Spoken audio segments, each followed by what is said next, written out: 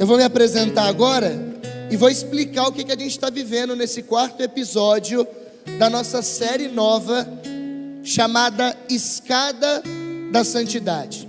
Para quem não me conhece, eu me chamo Natan. Aliás, eu me chamo Marcos Natan. Eu tenho 25 anos de idade. Eu sou um membro consagrado da Colo de Deus. É uma alegria poder estar aqui mais uma vez, partilhando um pouquinho e pregando o Evangelho para vocês, não só que estão aqui, mas também que estão em casa. Eu sou natural de uma cidade chamada Angra dos Reis, no Rio de Janeiro. Não sei se alguém já foi em Angra, mas se você quiser um dia ir na praia, vai lá na casa da minha mãe, diz que é meu amigo e a pousada é gratuita, ok? Tranquilo, pra você visitar Angra dos Reis, coisa linda. Olha, de verdade, eu sou louco, porque quando eu encontrei Jesus, não é desprezando, porque eu gosto mais do que a minha cidade natal. Eu prefiro Jandaia do que Angra dos Reis. E não é só porque eu estou aqui missionariamente, mas é porque eu sei que aqui Deus me plantou. Grave isso no seu coração. Vontade de Deus, paraíso meu.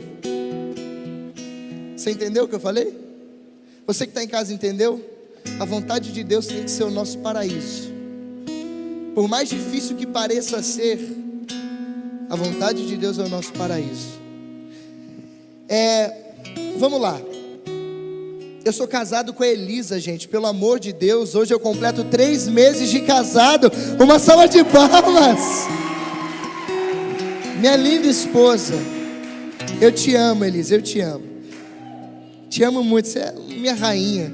Cadê você? Tá aí atrás, né? Vem cá pro povo da internet te ver. Vem cá, amor, vem cá, em nome de Jesus. Eu quero que o povo te veja. Tira a máscara, você vai ficar do meu lado mesmo. Você é minha esposa, não tem problema. Ah, gente, olha aqui que coisa linda, minha esposa. Uma salva de palmas, gente, pra minha esposa linda.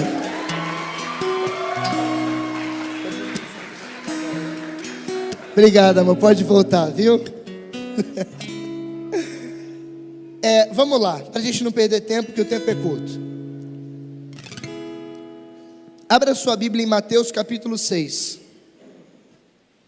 Mateus capítulo 6, versículo 25.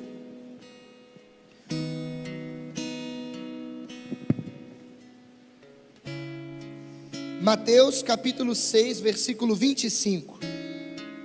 Que a Virgem Maria nos abençoe nessa pregação. Em nome do Pai, do Filho e do Espírito Santo. Amém.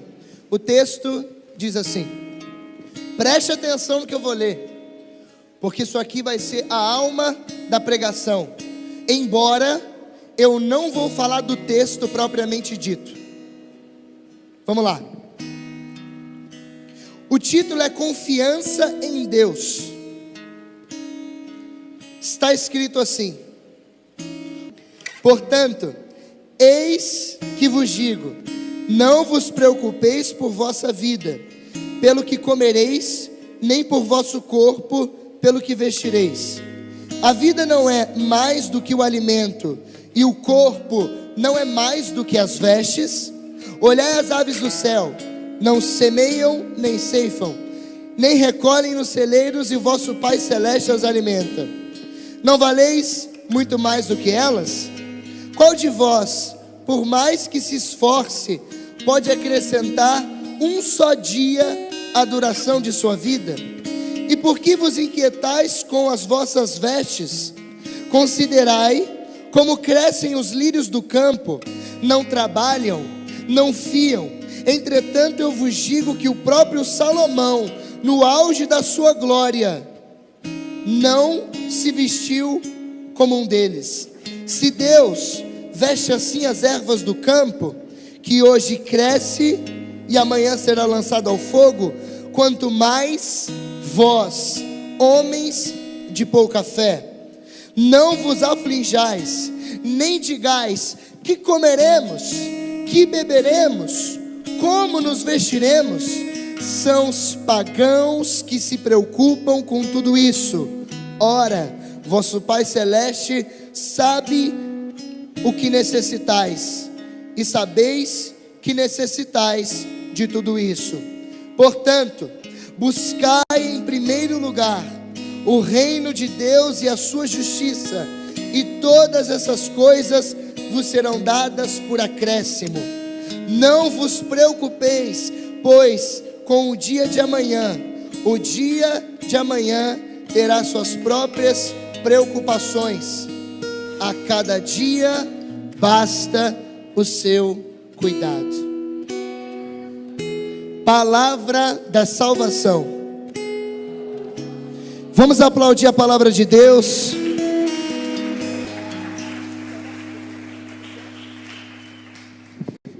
Vamos lá. Para quem está pegando a série do meio do caminho, a série que nós estamos vivendo, é preciso sempre fazer uma pequena introdução para que uma pessoa não caia de paraquedas aqui e entenda o que nós vamos viver agora. Para quem chegou no meio do caminho, nós estamos vivendo uma série chamada Escada da Santidade. A Escada da Santidade, que é o nome da série que nós intitulamos, ela é baseada no livro, esse livro que está aqui, de São João Clímaco, um monge dos primeiros séculos, que escreveu esse livro chamado Escada do Paraíso. É óbvio, nós queremos traduzir a palavra paraíso por santidade, porque a santidade é ela que nos colocará no paraíso ao lado de Deus. Hebreus capítulo 12, versículo 14, diz assim: procurai a paz com todos, e a santidade, porque sem ela ninguém vê a Deus. A santidade é o que vai nos colocar no paraíso. E nessa escada que São João Clímaco apresenta, existem 30 degraus, que nós, como homens e mulheres de Deus, para subir esses degraus, precisamos, passo a passo, subir um por um. Eu sei que parece óbvio, mas o óbvio precisa também ser dito. Eu não sei se você lembra, mas na semana retrasada eu preguei. E o tema da minha pregação, embora foi buscar as coisas do alto, poderia ser poderia também ter o título de lembra que morrerás. Quem lembra daquela pregação que eu fiz sobre a morte? Aqui levanta a mão. Interessante é que infelizmente teve uma tragédia na semana, que foi a morte da Marília Mendonça, na sexta-feira, 3 dias depois daquela pregação.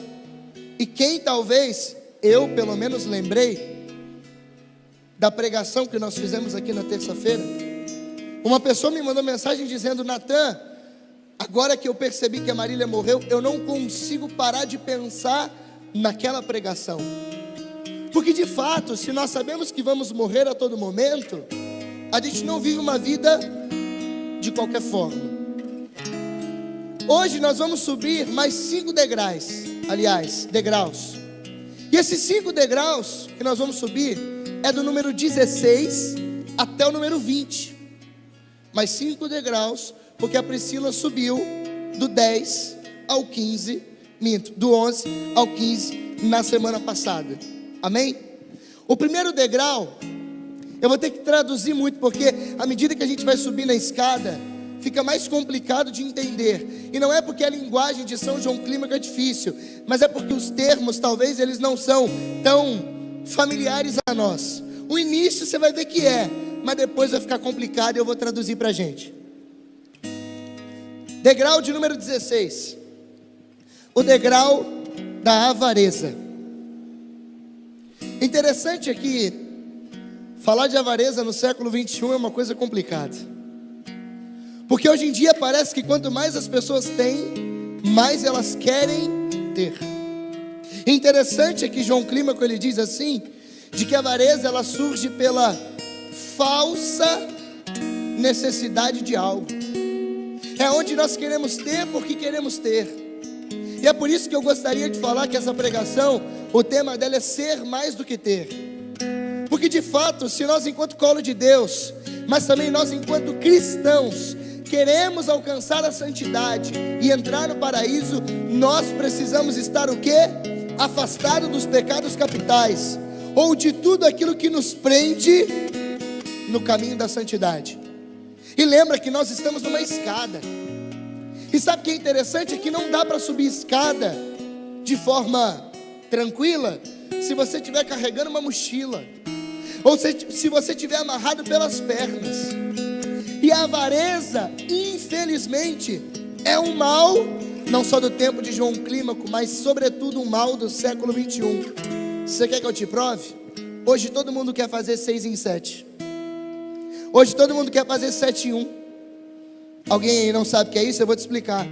6 em 7 é fazer em 6 dias, aliás, em 7 dias, 100 mil reais, num lançamento de um infoproduto, por exemplo. Fazer 7 em 1 é fazer 1 milhão de reais em um dia. E sabe uma coisa que é interessantíssima, que diz João Clímaco? Que normalmente os ávaros, todos eles, os avarentos, eles adquirem posses dizendo que é por causa da necessidade dos pobres. Você nunca viu alguém esbanjando dinheiro, mas dizendo que tem porque ajuda a igreja ou alguém mais necessitado? Mas vive o tempo todo ostentando na vida aquilo que tem. Porque o problema, gente, não é ter as coisas. O problema é quando essas coisas nos impedem de chegar até Deus. Quando nós olhamos, por exemplo, o evangelho do jovem rico, nós vemos que aquele menino, embora cumpriu os mandamentos, ele era apegado às suas riquezas. Eu posso dizer sem medo de que aquele menino, ele num grau às vezes pequeno, ele era avarento. Porque o avarento significa o que é preso às coisas materiais. E sabe o que diz São João Clímaco? Ele diz assim, ó: engana-se aquele que diz que quer subir até Deus, se está apegado às coisas da terra. E é óbvio que eu estou falando aqui de dinheiro nessa primeira exposição, mas tudo aquilo que torna-se apego para nós material, são coisas que podem nos afastar de Deus. Isso pode acontecer, vou utilizar o exemplo do Natan, isso pode acontecer talvez com um desejo desenfreado de comprar livros. Olha que coisa interessante, eu tenho 800 na minha casa. Mas agora nós precisamos entender o quê? É que o problema não é termos as coisas. O problema é quando essas coisas tornam-se o nosso Deus. É por isso que quando nós somos, é por isso que o ser mais do que ter é viver de fato o desapego daquilo que é material de todo criado. E olha, parece um tema muito esquisito para, poxa, uma noite de adoração a gente poderia estar falando de santidade, evangelização, a gente estaria pirando aqui, levantando a mão, pede-me, eu te darei as nações, tá? Mas pé no chão primeiro. Como é que você vai ganhar as nações se você está amarrado com as coisas que você tem no pé? Você vai para que lugar se você é apegado ao que você tem? Por exemplo, gente, eu vou dizer uma coisa que eu acho é um elogio ao colo de Deus. Nem deveria fazer isso, mas os missionários da colo de Deus normalmente utilizam as coisas que têm para o reino de Deus. E eu não estou dizendo isso com orgulho não, pelo contrário. Mas todo mundo que mora aqui em Jandá é sobretudo, coloca tudo que tem à disposição do reino. Pode ter algumas avarezas particulares no coração desses missionários? É claro que pode. Mas eu estou falando de algo que é externo. Todos os irmãos colocam à disposição aquilo que tem para o bem comum. Sobretudo aqueles que são comunidade de vida, que são um exemplo para nós nessa questão. E alguém poderia estar pensando assim, mas por que colocar pessoas como nós como exemplo? Sabe por quê? Porque se não ficar palpável para nós, se não for dentro da nossa realidade, a gente não consegue aplicar na nossa vida. Porque falar do desapego de São Francisco acerca da avareza é lindo demais na teoria, mas na prática ninguém quer fazer o que ele fez.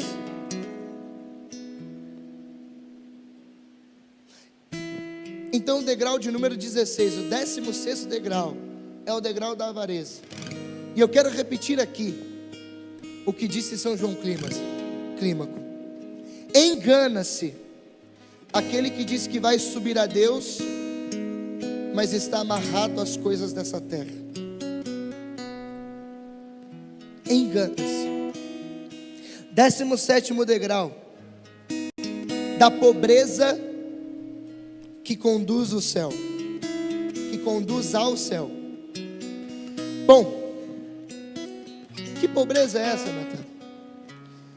São João Clímaco, ele diz uma coisa interessante ali na sua escrita dos degraus. Ele diz que quando você apresenta um problema, você precisa dar um remédio. Se nós temos o problema da avareza, o remédio para a avareza é a pobreza. E o que é a pobreza?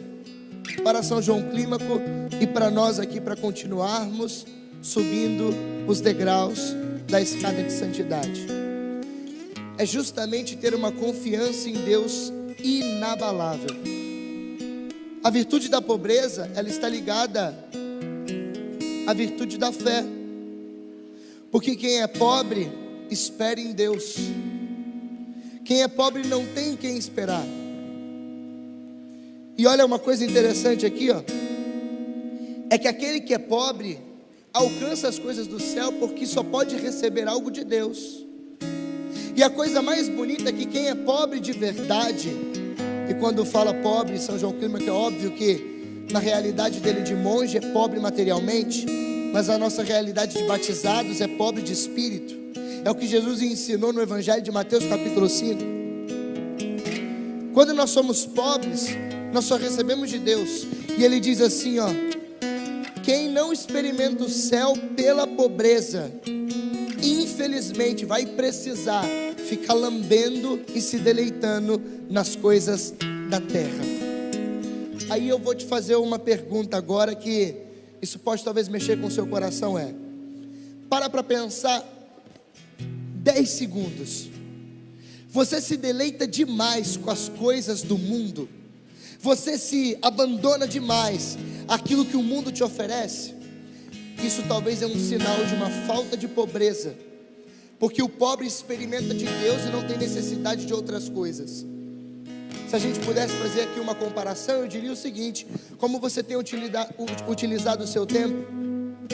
Você utiliza o seu tempo para estar com as coisas de Deus, que é aquele que te criou, te deu a vida, é aquele que todos os dias cuida de você. Lembra do evangelho que eu li? Eu falei que eu não ia falar do evangelho, mas ele está conectado ao que nós estamos falando. Será que você fica mais preocupado com as coisas que você tem, ou com as coisas que você tem que conquistar? E esquece que aquele que te criou te ama mais do que ama os pássaros, ou que ama os lírios do campo. É por isso que diz aqui a Sagrada Escritura, em Mateus 6,33, buscar em primeiro lugar o reino de Deus e a sua justiça. Porque o pobre, ele não tem quem se apegar, ele não tem nada para se apegar, ele precisa então se apegar em Deus, unicamente. E sobretudo, de João Clímaco, nas coisas espirituais. Só que tem um problema, gente: nós não nos satisfazemos mais com as coisas espirituais. Quer um exemplo? Você vem aqui na noite de adoração, participa online, mas você na semana, no final de semana, vai voltar a experimentar aquilo que o mundo te oferece de novo.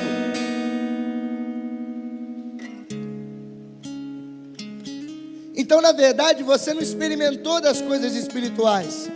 Não experimentou porque você antes não foi pobre de espírito. Eu sei que alguns degraus são mais complicados a gente mastigar e entregar para vocês, mas é preciso buscar uma pobreza. Acredite, uma pobreza material, específica de cada pessoa, mas sobretudo uma pobreza de espírito, uma pobreza de desapego, uma pobreza que nada me impede de caminhar para Deus. Porque o que aconteceu com aquele jovem rico do Evangelho, ele não conseguiu continuar dando passos de santidade. Sabe por quê? Porque ele não era pobre. O apego é uma praga na vida de uma pessoa que não conhece a Deus, gente. O apego, que seria a falta de pobreza, ou quando ela não vivida, mas a avareza, quando toma conta do coração do ser humano, infelizmente impede de que a gente continue caminhando. Esse é o 17º degrau. 18º é mais complicado do que parece o nome. Aliás, é mais fácil do que o nome parece. O 18º degrau é o da insensibilidade, isto é, do amortecimento da alma e da morte da inteligência antes do corpo. Vou explicar, calma, tá? O degrau é difícil, mas na prática é mais simples do que você pensa. Traduzindo seria, primeiro, a insensibilidade da alma. O que seria essa insensibilidade da alma? Olha para mim aqui, ó. Quantas pregações, quantos momentos de oração você vai precisar viver para se converter? Pergunta para quem está do seu lado: você não está cansado não? Olha para quem está do seu lado aqui dentro, vai. Pergunta assim: você não está cansado não? Tem gente que falou: eu estou morrendo de cansado, eu vim direto do trabalho, não tá? Mas olha para mim agora. Sabe o que é isso talvez? Uma insensibilidade espiritual. Que é quando a gente já não mais dá valor às coisas espirituais verdadeiramente. Você vai na missa, é como se não fosse, você só vai por preceito. Você está tão insensível que você fala agora para as pessoas que rezar o terço é mecânico. Você está tão insensível que você liga os momentos de oração e as suas eficácias ao que você sente no seu corpo. Sabe o que é isso? Insensibilidade espiritual. É quando a gente vai todo domingo escutar o evangelho, mas ele entra por um ouvido e sai pelo outro. Aquilo não produz nada em nossa vida. E o triste, sabe qual é? É que Tiago capítulo 1 versículo 22 diz assim: sede cumpridores da palavra e não apenas ouvintes. Quando diz aqui na segunda parte do degrau que é a morte da inteligência antes do corpo, traduzindo seria o contra-testemunho. Assim fala São João Clímaco. É o homem que prega sobre vida de oração e não reza. É ele que fala sobre o jejum, mas ele conta as horas para poder ter a próxima refeição à mesa. É aquele rapaz que está às vezes vocacionado, consagrado a uma comunidade, mas vive uma vida como se não vivesse.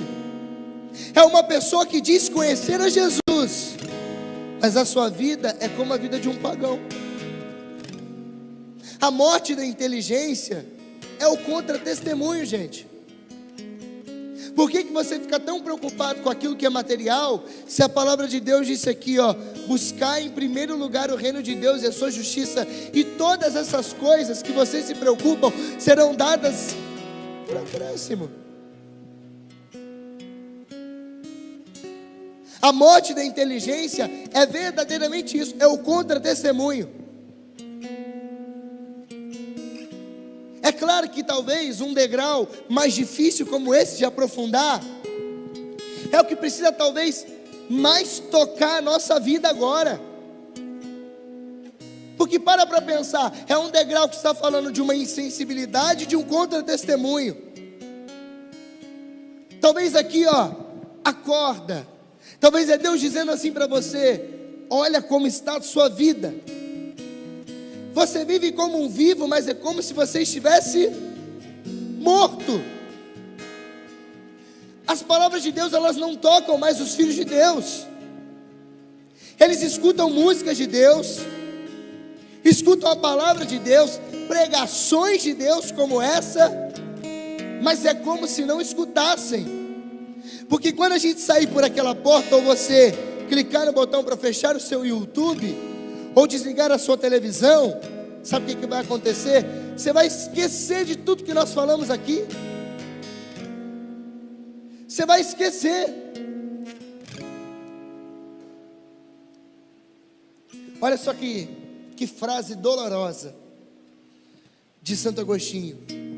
Ele dizia assim: não existe lição mais desleal do que falar bem e viver mal.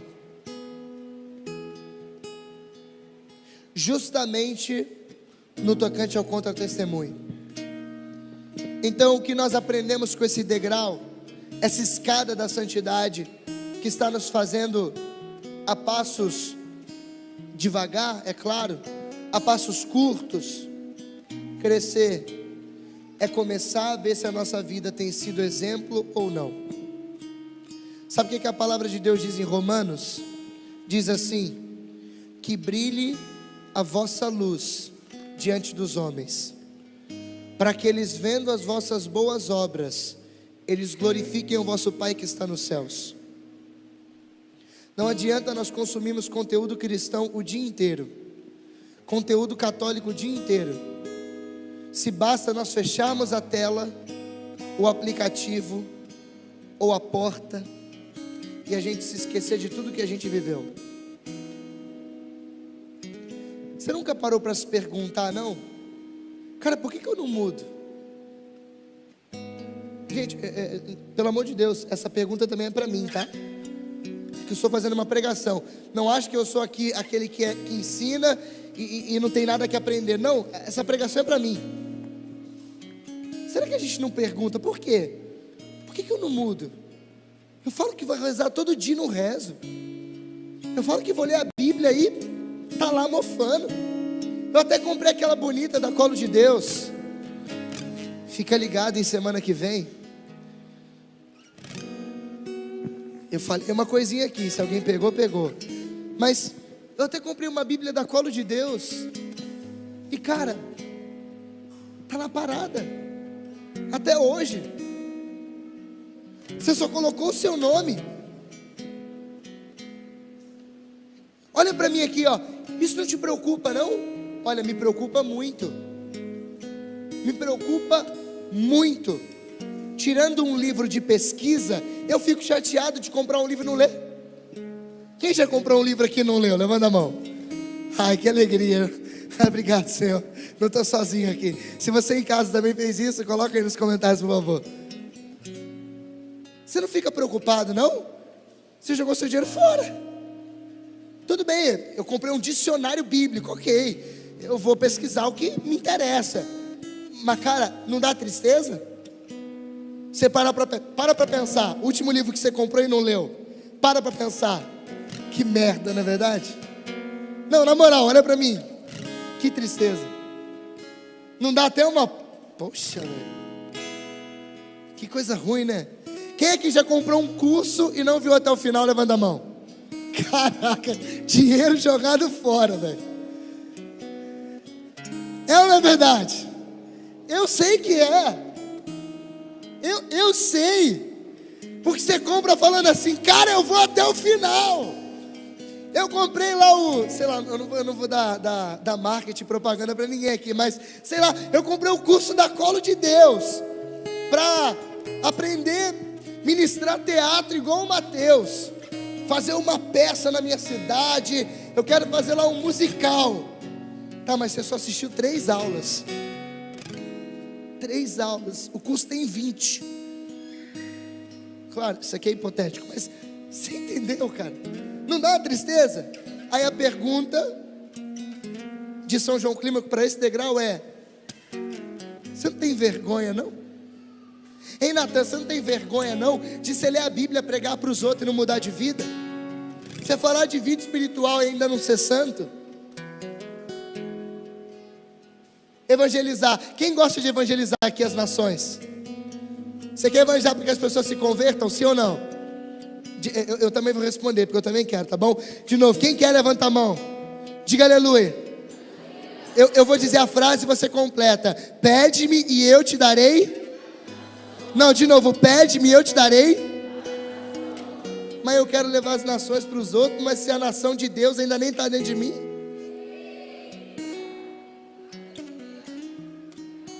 Não é verdade que dá uma tristeza? Toma, Natan, muda de vida, se converte.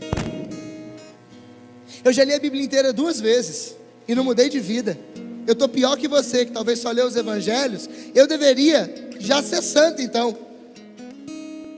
Ou seja, não é contraditório às vezes o que a gente vive? O que Jesus quer com esse degrau para nós? Traduzindo de forma simples, Jesus quer que nós voltemos a ter sensibilidade espiritual. Sabe aquela pessoa que chega na casa para o cenáculo e fala: já entendi tudo. A mãe está brigada com a filha. Sabe essa sensibilidade? Mas vamos ter aquela sensibilidade de: caramba, aquela formação, eu vou mudar de vida, não dá mais para mim. 19º degrau. Aí aqui começa a complicar um pouco mais. O degrau do sono. Rafa está até abrindo a boca. Da oração e do cântico dos salmos. Natan, que degrau complicado, não é não? Sabe o que está falando aqui? Está falando sobre vida de oração. É óbvio que eu já citei um pouco aqui, mas olha aqui para mim. Como é que você quer chegar no cume da escada da santidade? E eu não sei se você sabe, mas quem está no cume é Deus. Deus por excelência, Deus como pessoa divina. Se a gente não reza. Ontem eu dei uma formação interna para Colo de Deus. Era uma ruminácio sobre a questão da vida espiritual. E agora eu quero estender aqui um pouco daquele conteúdo para cá. Por que nós somos homens e mulheres de Deus e ainda não rezamos? Para pensar, gente. Isso é muito preocupante. Se você está em casa, presta atenção aqui, você pode assistir quantas lives for. Você pode participar de retiro online, retiro presencial. Se você não rezar, você pode até receber um milagre, mas o milagre que deveria produzir fruto de conversão vai ser somente um aparato físico para você viver uma vida afastada de Deus. É por isso que quando Jesus no Evangelho, olha para mim, é por isso que quando Jesus no Evangelho ele curava, igual por exemplo o coxo. Você lembra da historinha do coxo? Antes de dizer levante e anda, ele fala assim: os teus pecados estão perdoados. Por que, Natan? Porque é óbvio que o que interessa é muito mais o coração do que o físico. É por isso que Jesus Cristo disse o quê? É melhor você perder um braço e entrar no céu sem ele, do que tendo os dois ir para o quinto da geena, o quinto dos infernos. Mas as pessoas não creem mais no inferno. Deixa eu dizer uma coisa: o carro na banguela, sem freio de mão puxado, ele não sobe não, ele desce. Gente, presta atenção, olha para mim aqui, olha aqui para mim. O processo de santidade é uma escada rolante. Ou você está caminhando, ou você está voltando para trás. É por isso que São Jerônimo, Santo Isidoro e tantos outros diziam, São Bernardo de Claraval, que aquele que não progride espiritualmente, regride. Você está 5 anos caminhando com Deus, até hoje você não reza todos os dias, alguma coisa está errada. Não eu rezo depois. Preste atenção em mim, olha para mim. Eu vou agora evocar a necessidade da oração no mais profundo da tua alma. Se você não acredita em mim, acredita em Jesus. Lucas capítulo 18, versículo 1, Jesus diz assim, propondo uma parábola, mostrando a necessidade de orar sempre, sem jamais deixar de fazê-lo. 1 Tessalonicenses 5,17 diz assim: orai sem cessar. Judite 4,12: estáis certos de que o Senhor vos ouvirá, se perseverar jejuando e orando. Provérbios 18:22: nada te impeça de orar sempre. Quantas e quantas passagens sobre a oração e a necessidade da mesma, e a gente não reza, e não tem nem vergonha. Diga para quem está do seu lado: o que está acontecendo com você, cara?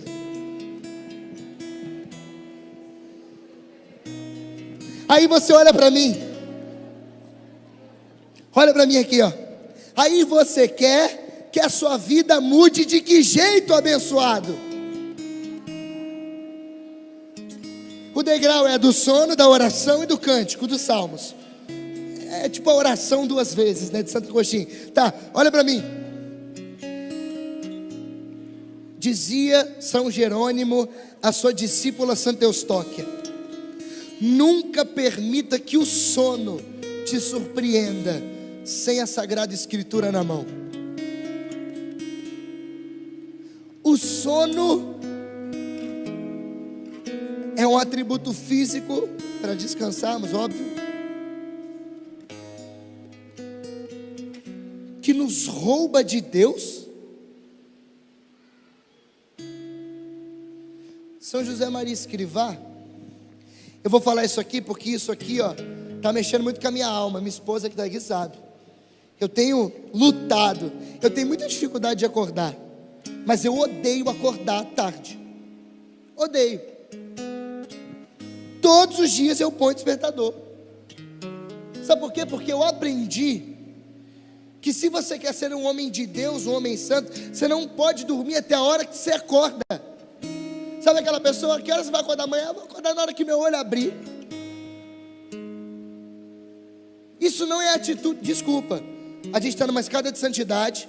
A primeira fase, dizia o Papa Bento XVI, da escada de santidade, é voltar ao estado de infância espiritual.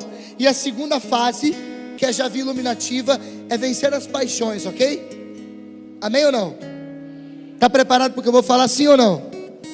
Não existe santo que acorda a hora que o olho abre. Ah, mas Natan, eu mereço acordar tarde. No final de semana eu trabalhei a semana inteira. Você merece acordar tarde, mas você merece ir para o céu também. E você não vai ir para o céu se você acordar a hora que o olho abrir todo dia. Na comunidade de vida, morei 5 anos quase. Até no domingo tem hora para acordar.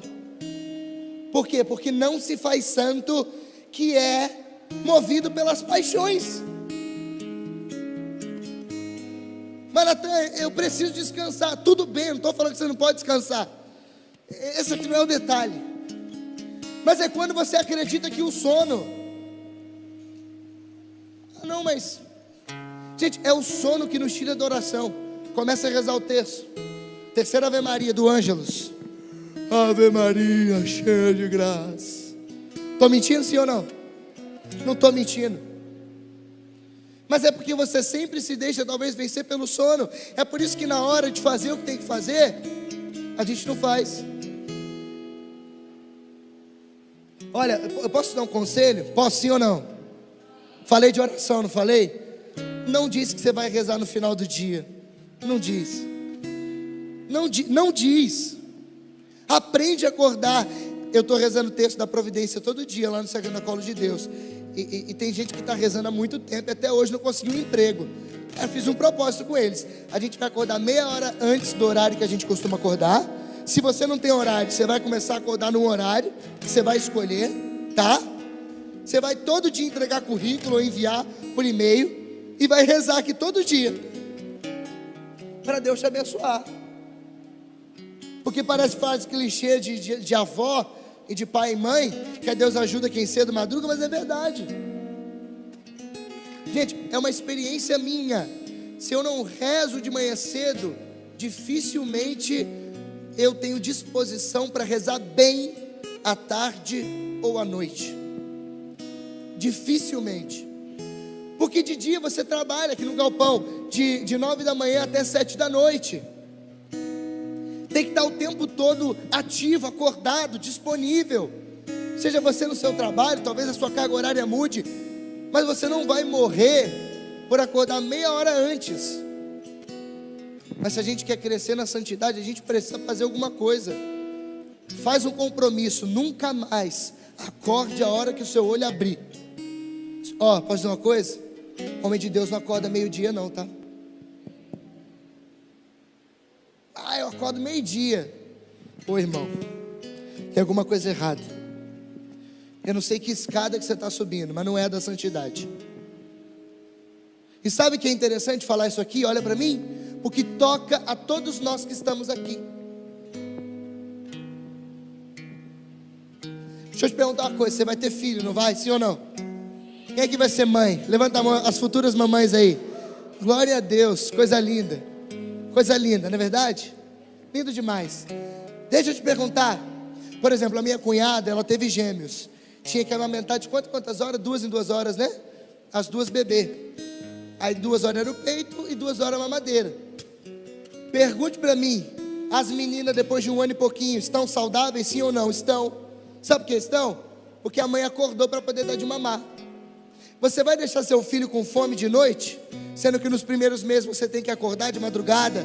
Olha que dó, né? A Elisa me contando de que às vezes estava frio, né, lá em São Paulo, no dia que precisava dar mamar, ali naquele período de pós-nascimento, e você tinha que acordar as bebês com a mão molhada no rostinho, porque as bebês têm que acordar para mamar, tirar um pouco a coberta para sentir um pouco de frio, e o neném acordar para mamar, porque senão perde os nutrientes, acaba morrendo mesmo. Você vai deixar seu filho com fome? Não vai. Mas por que você deixa sua alma com fome então? Você vai acordar para dar mamar do seu filho, mas você não vai acordar para alimentar sua alma e não deixar ela morrer desnutrida? Quem é que já teve anemia? Quem já teve anemia? Pode abaixar a mão. Você talvez teve anemia espiritual e não sabe. Ou sabe. Só precisa hoje ter a sensibilidade, porque um dos degraus é a perca da sensibilidade. Mas agora a gente vai voltar. A sensibilidade de não, eu preciso mudar a minha vida a partir de hoje. Olha, os degraus da escada da santidade, olha para mim. Preste atenção aqui, ó. Não é simplesmente para a gente chapar aqui na frente, não.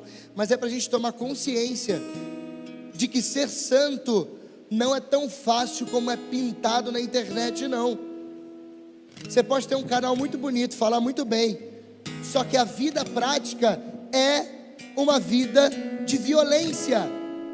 Mateus capítulo 11, o céu é arrebatado à força, e só os violentos que o conquistam. Foi a primeira pregação do Guilherme para iniciar a série Escada da Santidade. Último e termino. Da vigília do corpo e como praticá-la para alcançar a vigília espiritual. Complicado, vou traduzir. É óbvio que a vigília do corpo é ficar acordado. Ele está falando aqui daquelas vigílias. Quem ia muito naquelas vigílias de cerco de Jericó, por exemplo? Eu ia. Fiquei muitas e muitas vezes. Qual foi a última vez que você participou de uma vigília inteira para Jesus? Olha aqui, ó. Os santos faziam muitas vigílias. Por exemplo, eu tinha no início da minha conversão o costume de fazer vigílias, até mesmo sozinho em casa. Hoje em dia, com a rotina de trabalho, eu sei que eu não consigo, a não ser que a Colo de Deus vai fazer uma vigília especial. Aí a gente se esforça. Sozinho eu não consigo, até porque eu também sou casado. Não posso deixar minha esposa dormir sozinha. Preciso dormir com ela. Mas às vezes você pode o quê? Vencer o teu sono ficando até um pouco mais tarde. Porque a vigília do corpo prepara a vigília da alma. Olha que interessante isso aqui, ó. Desmarcou, meu santo. Pronto. Olha aqui, ó. Olha essa frase que forte. A hora do almoço revela o guloso. O momento da oração revela aqueles que amam e têm fome de Deus. E continua.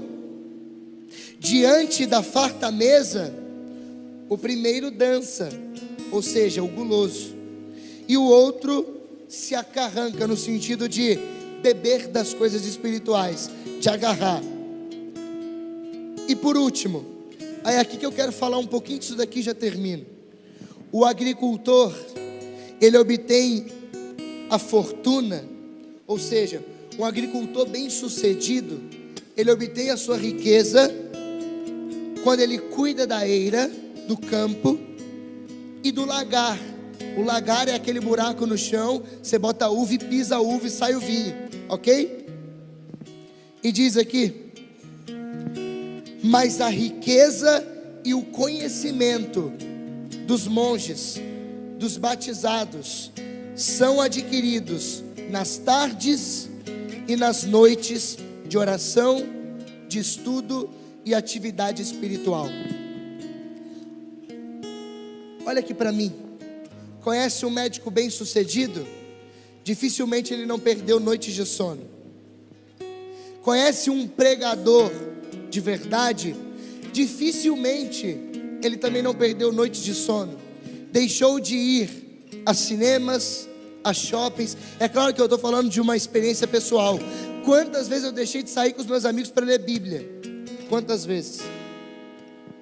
Ou seja, como você vai encontrar um homem espiritual se você não vê que ele gastou em vigílias, tempo com Deus, em oração? Talvez essa pregação, e termino, ela veio para despertar a nossa alma. Ela veio para movimentar o nosso coração. Eu não sei se eu já contei essa história aqui, mas eu gostaria de contá-la para encerrar. Se os músicos quiserem já vindo, não tem problema. Tomara que eu não tenha contado. Na época do rei Henrique VI, naquela época não tinha jogos, não tinha futebol americano, não tinha o futebol que nós conhecemos no Brasil. Naquela época, os jogos, e daí que surgiram os Jogos Olímpicos, eles eram propostos nas arenas das cidades. Você entendeu o que eu falei até agora? Um dia, um súdito, cavaleiro, o Gustavo, é que eu já usei ele numa pregação para falar da mesma história. Você lembra? Lá ok? Suelen, a rainha, você lembra? Eu não vou fazer isso hoje não. Fiz uma piada que ninguém entendeu porque vocês não estavam lá, tá tudo bem. Vocês vão entender com a história. Um cavaleiro chegou para o rei e falou assim: eu quero propor um jogo que vai levar a cidade à loucura. Eu gostaria que o senhor rei convocasse a cidade na arena para eu mostrar esse jogo ao vivo. Presta muita atenção nessa história que eu estou te falando. Olha para mim, os músicos agora não, olha para mim aqui, ó. Presta atenção. Ele chegou para o rei e falou: convoca a cidade na arena. O rei convocou. Chegou no dia do jogo que ele havia proposto. O rei sentou no seu trono, com a rainha ao seu lado. E toda aquela multidão da arena, esperando aquele jogo acontecer. Aquele cavaleiro chegou, colocou no meio da arena uma estaca de madeira no chão. E colocou, fincado na estaca, uma agulha. Fincou uma agulha. E ele disse assim para todo mundo e para o rei: cavaleiro, eu vou de cima do meu cavalo, galopando, passar o fio de costura pelo buraco da agulha, pegar do outro lado, sem cair do meu cavalo. A arena foi a loucura. Uma salva de palmas para esse cavaleiro. Mais forte. E todo mundo ficou na expectativa para ver ele fazer aquilo. Hoje não dá, não tem espaço suficiente para fazer. É que eu fiz um teatro com essa história lá em Dourados, mas não dá. E ele de cima do seu cavalo, ele foi na direção da agulha. E ele conseguiu passar o fio pelo buraco da agulha, pegar do outro lado. E a plateia, o rei, foi loucura. Todo mundo aplaudiu porque ele foi fantástico. Uma salva de palmas para ele. História maravilhosa. Ele foi até o rei se levantou do trono. O rapaz fez uma reverência. E o rei disse: parabéns. Deixa eu te perguntar uma coisa. Quanto tempo que você teve que treinar para conseguir fazer isso com tanta destreza? E sabe o que ele falou? Eu demorei 18 anos. 18 anos da minha vida eu dediquei fio a fio. Eu trabalhava de dia e de noite. Eu não dormia. Eu trabalhava todos os dias incansavelmente para chegar no grau de perfeição, de cima do meu cavalo, passar uma linha de agulha pelo buraco da agulha, pegar do outro lado sem cair, sem derrubar nada.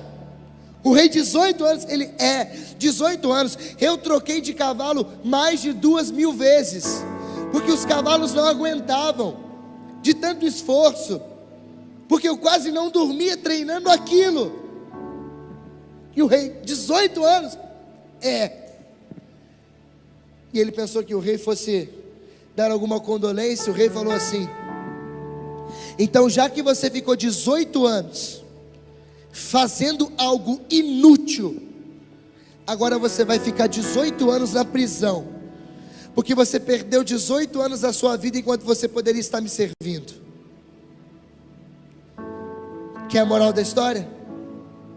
Imagina nós, que um dia prestaremos conta diante de Deus do uso do nosso tempo, e talvez Ele vai olhar para nós e vai dizer: quanto tempo perdido. Só que o problema é que o justo juiz, ele não vai dizer 18 anos na prisão. Talvez ele vai dizer: já que você desperdiçou o tempo que eu te dei para se salvar e chegar ao cume da escada da santidade, no lixo, agora você vai ficar não 18, mas a eternidade, afastado de mim no inferno. Colo de Deus, você que está aqui, quanto tempo você tem perdido? Um tempo que talvez você poderia gastar em oração. Será que a gente não se envergonha, não? De ser católico há tantos anos e não ter lido os evangelhos?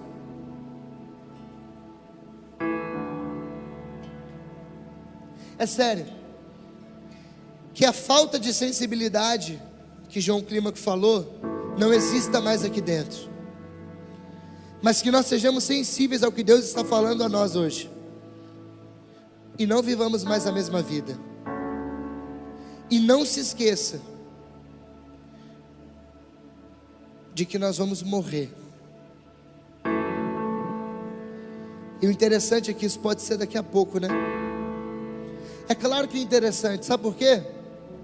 Porque nós não sabemos o tempo que Deus nos deu. Se o homem soubesse quando iria morrer, ele ia deixar a conversão para o último momento. A gente é safado mesmo. É ou não é verdade? Claro que é. Mas é Deus nos dando uma oportunidade. Se é para abandonar o pecado, abandona hoje. Se é para perdoar, perdoa hoje. Se é para subir um degrau da escada da santidade, sobe hoje. Se é para começar a ler a Bíblia, começa hoje. Se é para rezar, reza hoje. Eu não sei o que você precisa fazer. Se é para ler aquele livro que você comprou e ficou jogado no canto, lê hoje. Eu profetizo insônia sobre você agora. Uma insônia espiritual, que vai fazer com que você não consiga dormir sem ter rezado o seu rosário, que não vai te deixar em paz na sua cama. Sabe por que você tem insônia? Porque você não reza. É Deus te acordando. Deus está me dizendo isso agora. Você tem dificuldade para dormir porque você esqueceu de falar com Deus de dia. Não estou brincando, Deus colocou isso no meu coração agora. Eu não sou um pregador normal. Eu quero fazer a vontade de Deus. O problema da insônia de muitas pessoas é que Deus está te chamando. Vem, filho. Vem, filha. Você está tomando remédio, tarja preta, para dormir à toa. Reza todo dia. Você vai dormir bem, igual um bebê. O mundo não é só físico. O que você vive no físico pode estar sendo acarretado por algo espiritual, porque o homem é corpo e alma. Você entendeu o que eu te falei?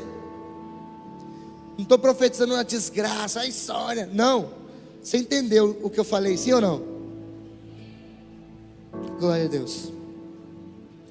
Glória ao Pai, ao Filho e ao Espírito Santo.